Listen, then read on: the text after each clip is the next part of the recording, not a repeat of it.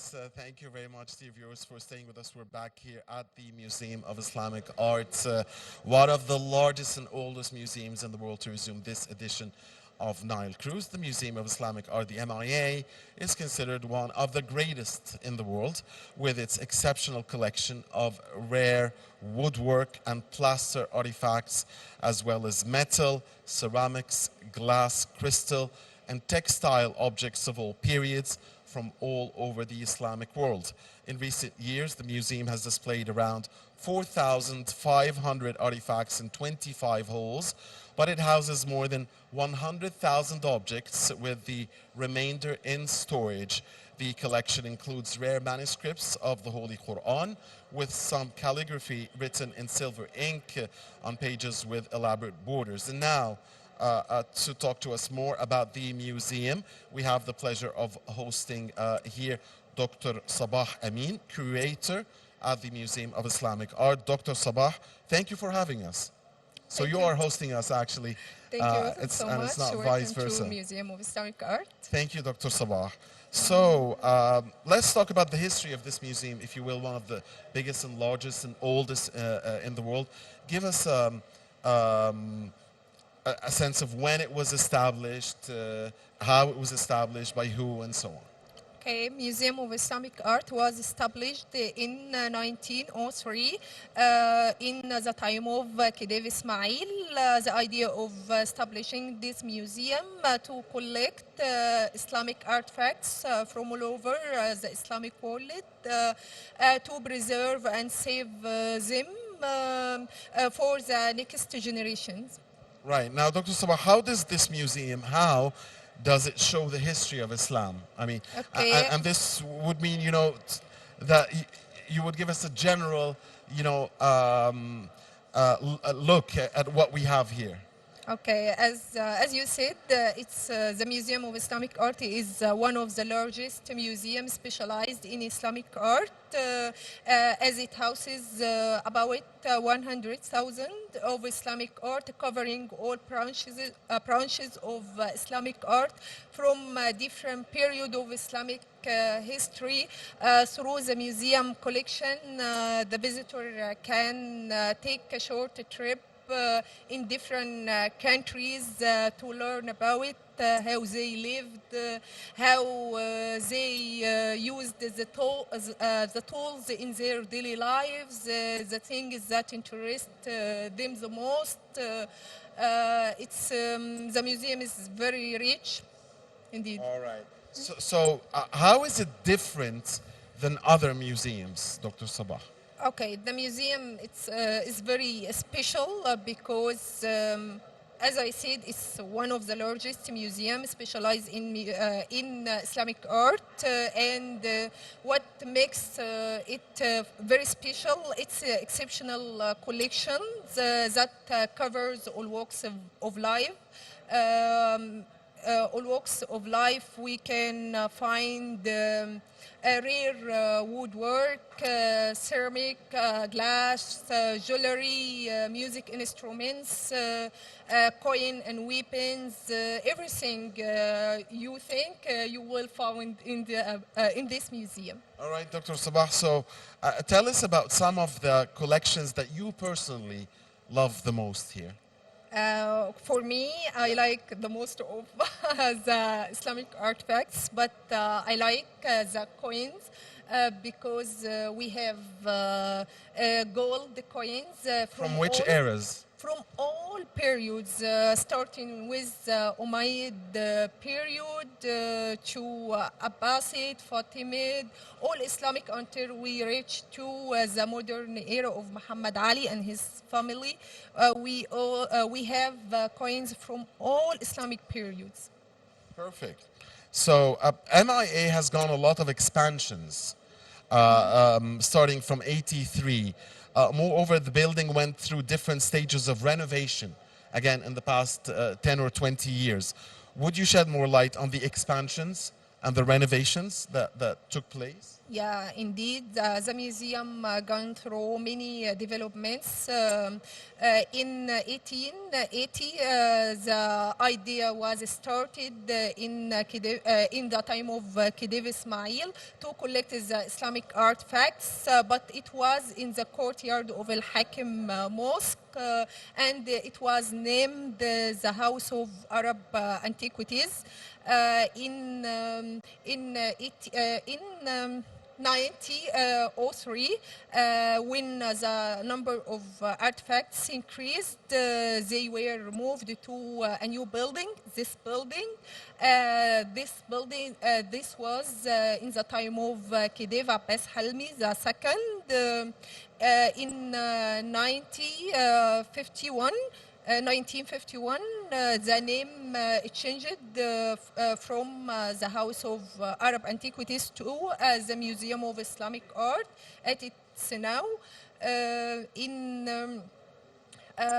okay in 29 administrative building and museum garden have been added. In 2014, the museum damaged by the bombing that targeted Cairo security indictorate.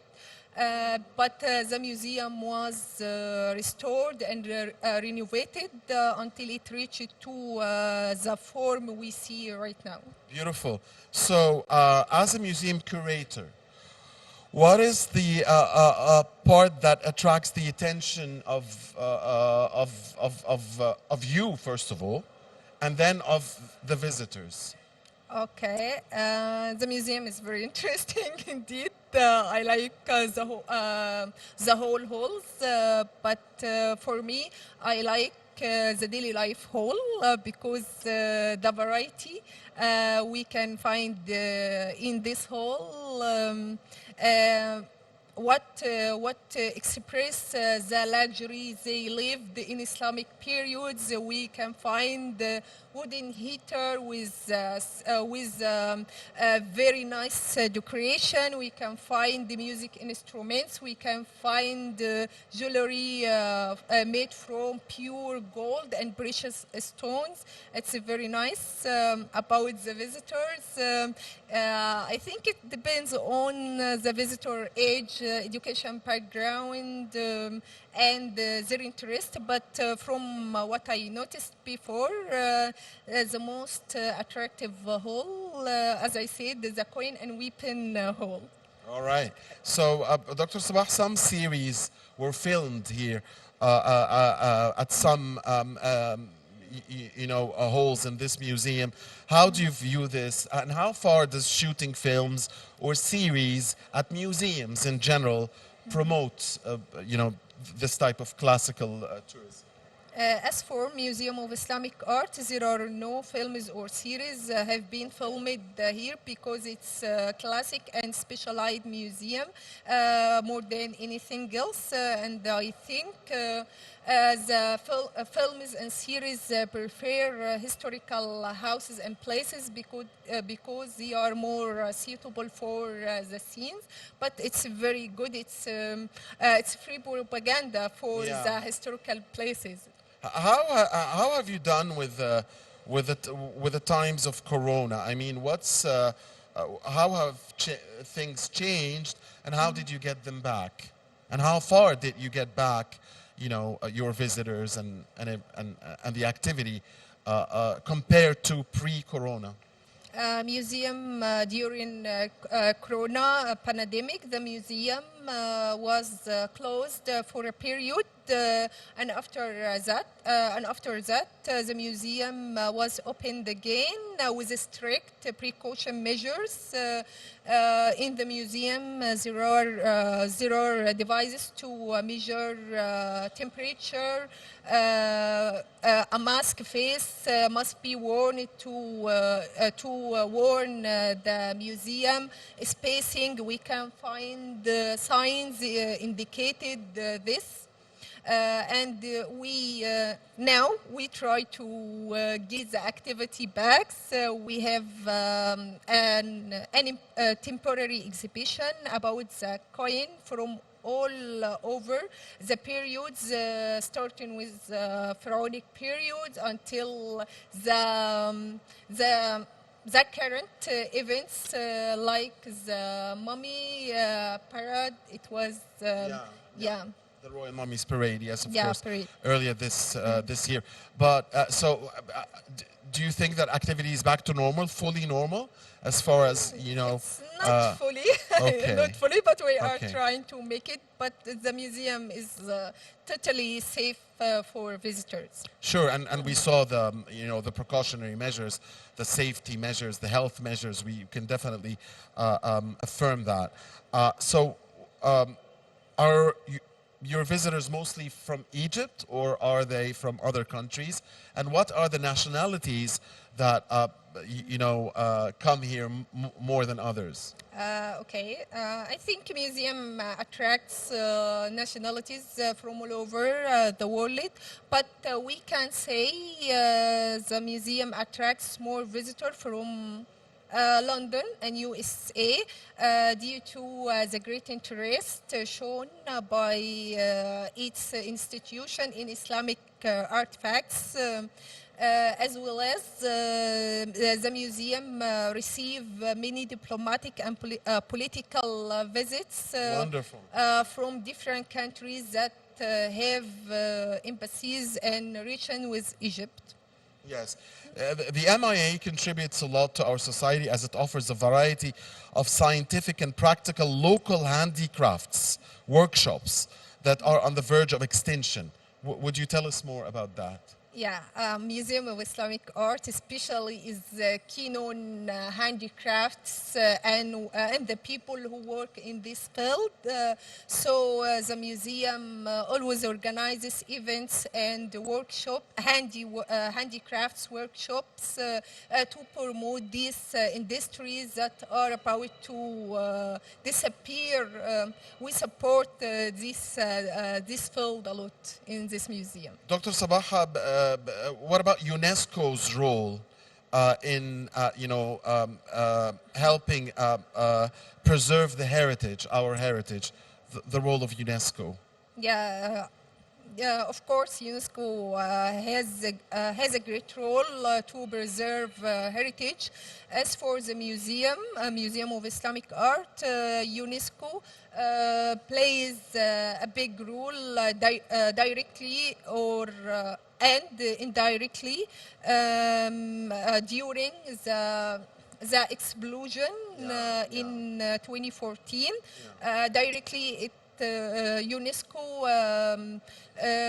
donate for restore the artifacts that damage in the bombing, and organize trainings for the conservators. Indirectly, it always try to raise awareness and spreading what happened to the museum, and this actually help to raise donations to restore and renew the museum. Great. Now, you could easily be a major center for study of the arts of the Islamic civilization in the world. Tell me, how are you playing this role? Tell me about the visits you get from universities, maybe from Azhar, maybe from schools, maybe you tell us about these activities. You're right. The museum is considered the main reference for all scholars and researchers in Islamic art because it's the biggest museum specialized in Islamic art. Its collection covers all walks of life, all branches of Islamic art, and in addition to, the museum has a big library that includes the oldest and the most valuable books. You can't find it in Including, other of course, place. manuscripts of the Holy Quran, of course. Yeah, you can take the information in an authentic way from the collection. Now, Dr. Sabah, technology certainly nowadays plays a main role, in every walk of life. So, would you tell us about the role of technology here at the Museum of Islamic Art? Yeah, indeed, technology plays a vital role in the museum. We are living the age of technology, so we trying to deal with and take advantage of it as well. The museum has a website, a mobile application, social media accounts to reach and communicate with a large number of audience. And we trying to use the technology more widely. We trying to use touch screens and things in the next few years, inshallah. Great. On that note, dear viewers, on behalf of you, we thank very much Dr. Sabah Amin, curator at the Museum of Islamic Art. Thank you very much, Dr. Sabah. It's been informative and we enjoyed it, and thank you for having us. Thank you for this interesting interview. Thank you so Thank you, much. Dr. Sabah. Dear viewers, please stay with us. We'll be back here on Nile Cruise shortly from the Museum of Islamic Arts in the heart of Cairo.